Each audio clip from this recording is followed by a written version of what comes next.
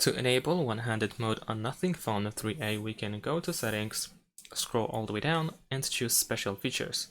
Then we want to go to Gestures, and over here we have one-handed mode. We can select this option, and now we should be able to activate it. However, in my case, as you can see, it is not available. And the reason for this is actually quite simple. It is because of the 3 buttons navigation. So if you switch to Gesture, and then we're gonna go back, go to one-handed mode, and now as you can see, we can activate one-handed mode pretty easily, or at least make it usable. So now we can activate the one-handed mode, and in order to do so, we need to swipe down from this bottom section where we have the navigation handle.